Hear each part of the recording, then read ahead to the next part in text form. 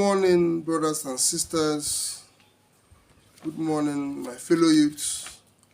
Good morning, Eastern Youth Network. Good morning, my fellow Biafrans all over the world.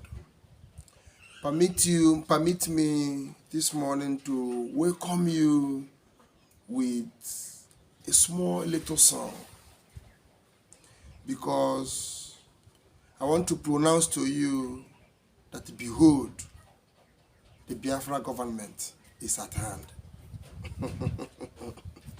Le alomao ala koledo enwere uwe n'okwezo so ya anyị nọkwa na nche na-echere oge ahụ le ala Biafra nke na-arịdata. Just a beautiful morning song, you know. Behold, the government of Biafra descends. Today, I bring to you an important and interesting topic, a very unique one that has more of thought, more of intent, more of simulation of actions, and more of the isms around us.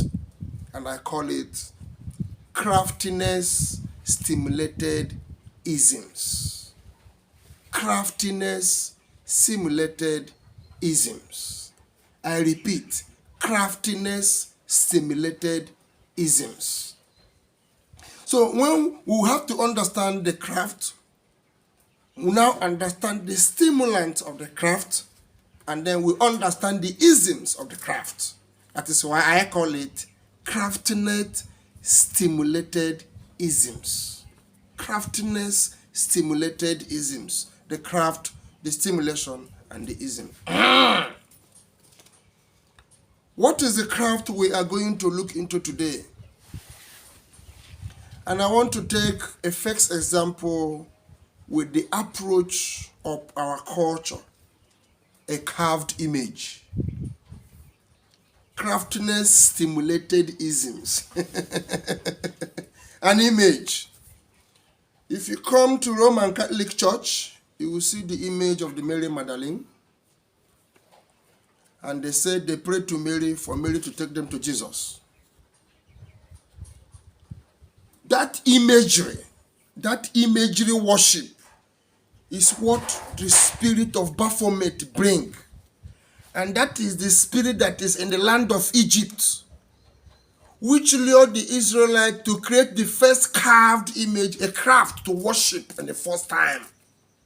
That Moses came and used the Ten Commandments to destroy. Do you remember that story? That is a craft. That is one of the crafts I want to focus on, to elaborate the teachings of the craftiness and its stimulation and the isms attached to it. Now the craft were made out of gold, out of silvers, out of the ornament of the Israelites. That is why the Bible said their gods were made in gold and silver, and the ornaments of brass or that of iron. They have eyes they cannot see. They have ears they cannot hear. They have mouth they cannot speak. They that worship them are like unto them. It's written somewhere in their script. I don't know whether if they read their Bible. I think I have quoted somewhere. Now, let us now discuss those imageries. In our culture, or in the culture, the craftiness in the culture, I mean, for example, let us say this is an iron craft. Wonderful. Let me use this staff as an example. This staff is an iron craft, okay? Now, the stimulation on this craft is the power that is projected to this staff. And now the isms of this staff is the work of which, or the approach of which I use this staff for. You see, this is the three subjects is discussed in this one stick.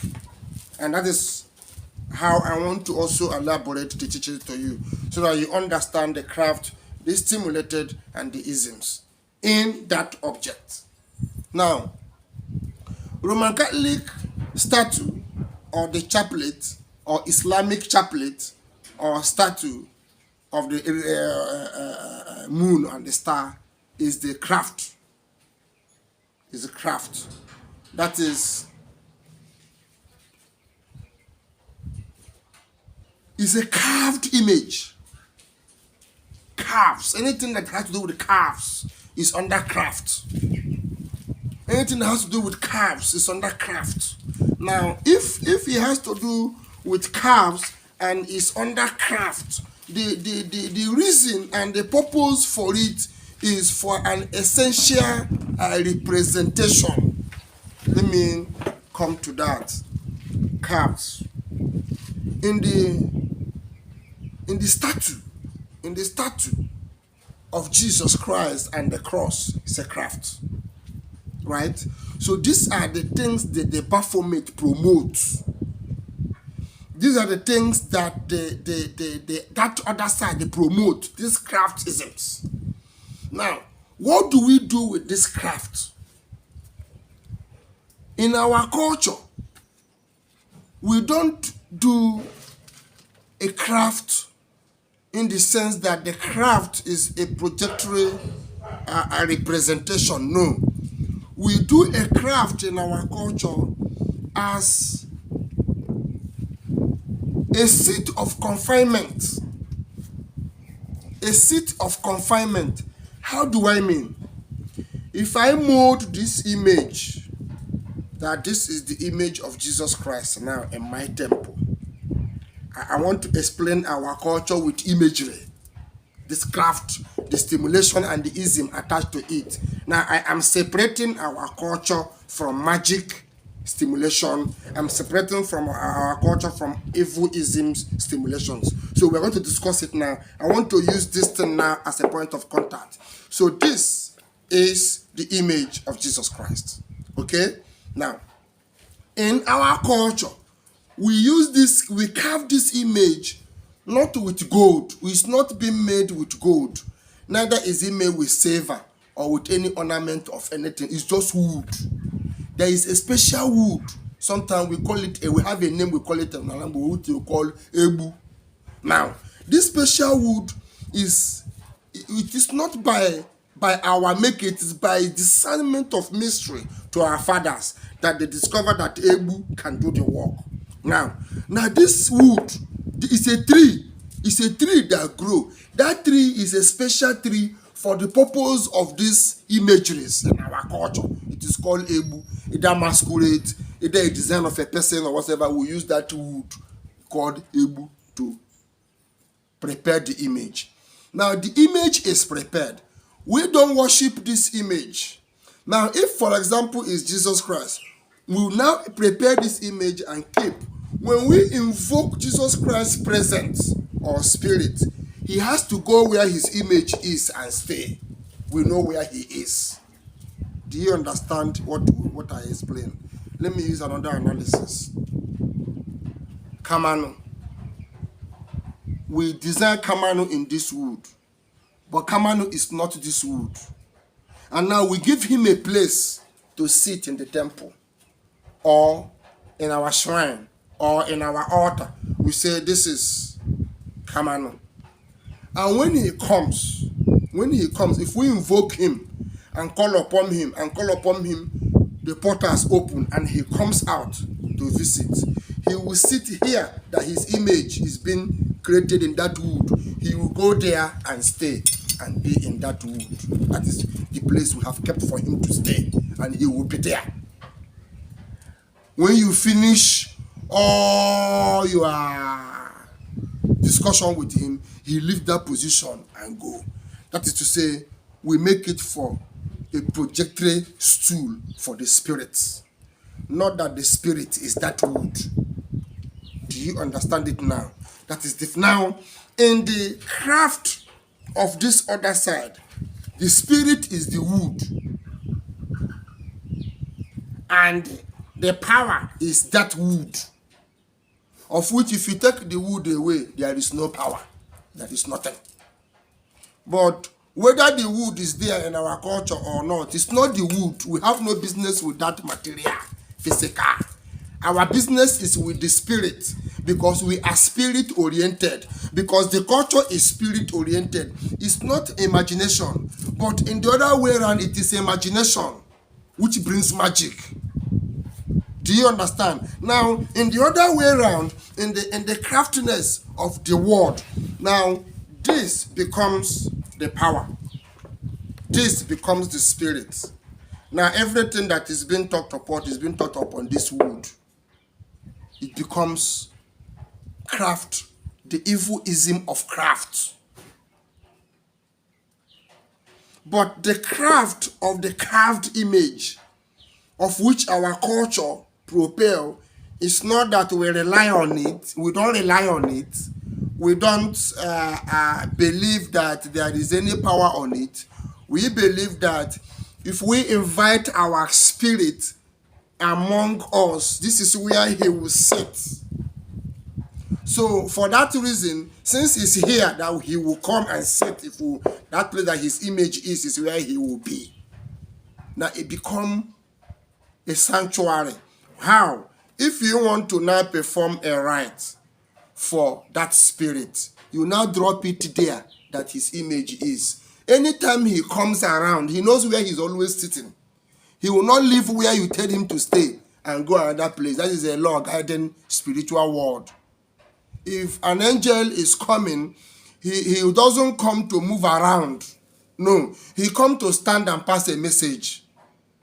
And where his abode, where you keep him, where you want him to stay anytime he comes, is where you keep his image. That is the symbol of the image in our culture.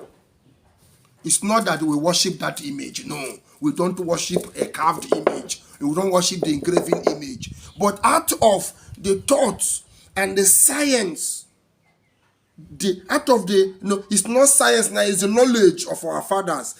That tree was introduced as an element of physical contact that can retain the access of the spirit when the is called Ebu.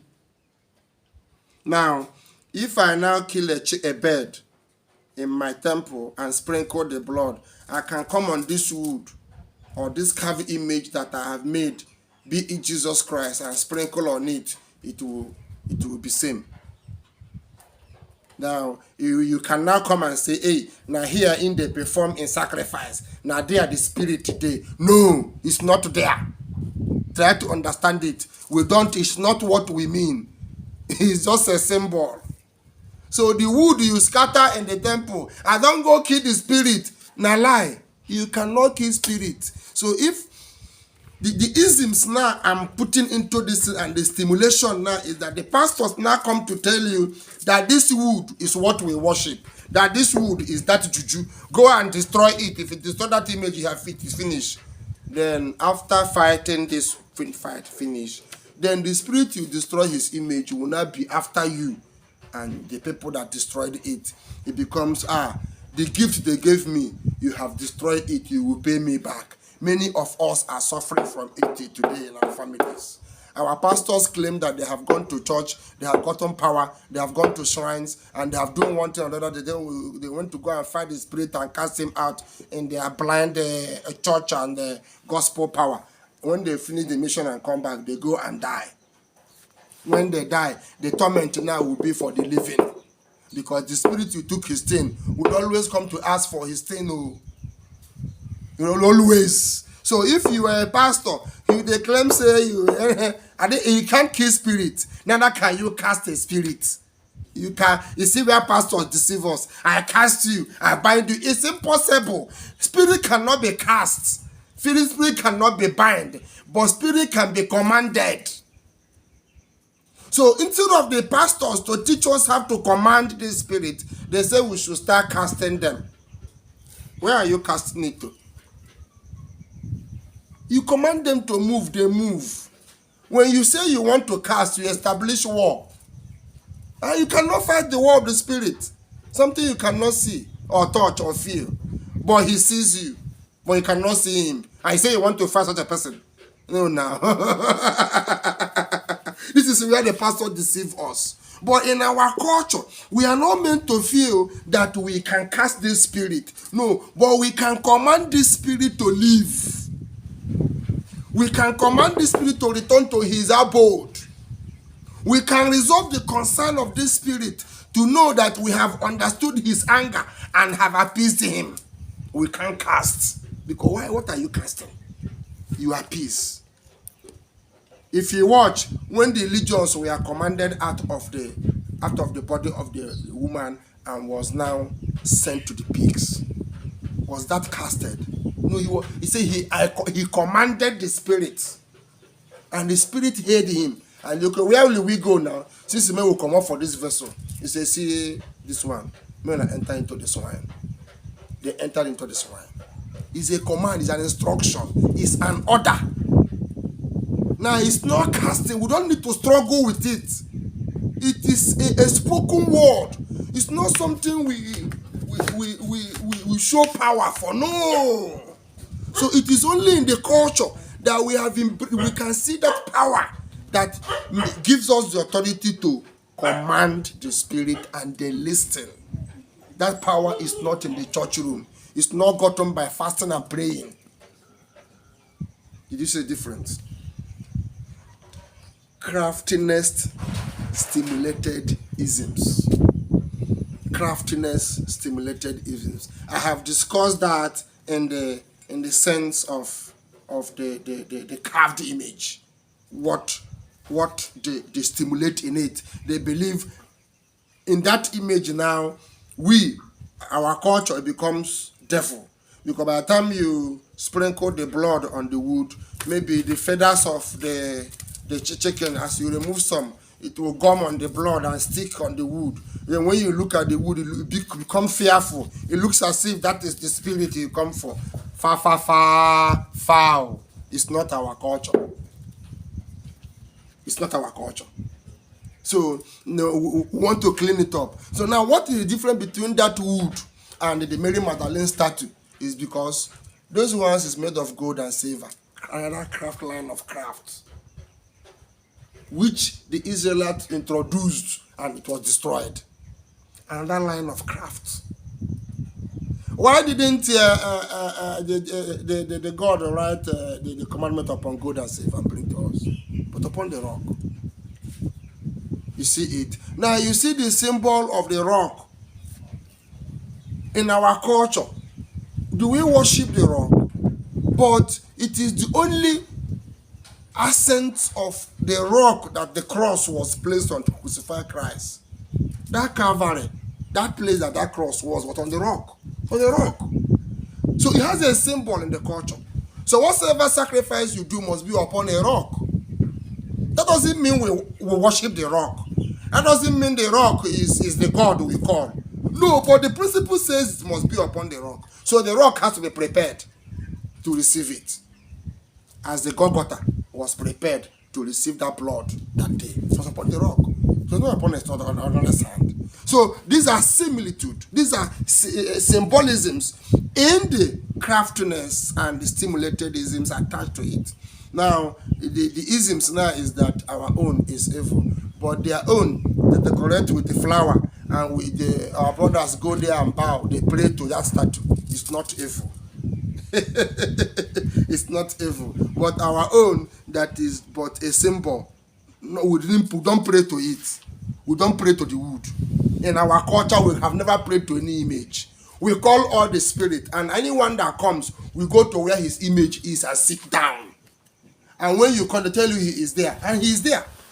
If you go there, if your eyes open, that there is there. He cannot leave that place and come and sit where I'm sitting and be dragging position with you. No, he has his own place to stay anytime he comes. So that is why his image is being made and kept there. That doesn't mean we are worshiping that image kept there. No. Do you now understand it? That is why the apostles are part of our ancestors. Now, craftiness stimulated isms. Another part of it, human existence. In our culture, we understand the apostles, we understand Jesus Christ, we understand the prophets to be ancestors. In our culture, We understand these men to be our ancestors. We understand the elders who have traveled the path that we are today to be our ancestors. So when we begin to call our ancestors, it doesn't end with only with my father that born me who is in the grave. No. Neither does it end with my grandfather. No. When you are calling the ancestor in the order of your calling, you are now calling those who were in the walk before you, who have traveled this path you are now. That you are not the first. You have ancestors behind. So when we talk about ancestors, it's not really our fathers and mothers that have died only, that it ends there. It's not really our relatives or our generation of people that have died at the end there. No. When we talk about ancestor in this calling, it means that we are walking in the line of those who has been called before, who told this path. And that's why when we call upon them, it is the same power, it is the same energy. It will connect like a chain, so that energy they use to operate, you can also use it to operate here. Because it's not your own. Someone tapped it from somewhere, which have been generating till you come to your own turn. So if you don't call them, how do you connect to that energy? You see how church deceives us and now says calling our ancestors is evil. But Jesus Christ is not an ancestor. Has he not died? He's an ancestor. So when you are calling in Jesus' name, now in your ancestor name, is not an ancestor. Peter, James, and John, Andrew, Philip, and Bartholomew, are they not ancestors? Have they not all died? They are all there. They are all our ancestors as far as the gospel is concerned. So if we are calling the ancestors of the gospel, Abraham, Isaac, Jacob, Jeremiah, Joel, Bartholomew, Andrew, Moses, Elijah, Elisha, they are all our ancestors in the gospel. So it's time we wake up. So our work today in the Eastern Youth Network is to awaken you. The work of the awakening have begun, so that from your awakening, we all can ascend together unto the glory ahead of us. Because a glory is coming. A glory is coming. And also a wind of tomorrow too is coming. But after the wind, we will enjoy the glory. Okay, let us proceed so I don't deviate from what I'm trying to teach you. I have come to craftiness, stimulated isms, and the ancestral calling of our gospel relations or of our gospel command. Now, they say this even when you call the ancestors. That is the isms they inserted into it. They stimulate it among us and then say ancestor is not proper. But when you call God, are you going to call an ancestor? Is God here? Has he not come and gone? He's an ancestor now. You call Christ. Christ is an ancestor. Christ is an ancestor now. You call Peter. Peter is an ancestor now. You call Angel Michael, an ancestor. You know they here. An ancestor in B. You call Angel Gabriel. Angel Gabriel is an ancestor in B. You see, education is making us stupid. This so-called Englishman language has useless thoughts. So now let us come home to our own tongue and understand these languages and then use it in our own tongue to get the result we seek. It's my message to you. It's my understanding, and I want you to approach the gospel in that direction. You will get the result you are looking for. Craftiness, stimulated isms in our gospel, in our beliefs.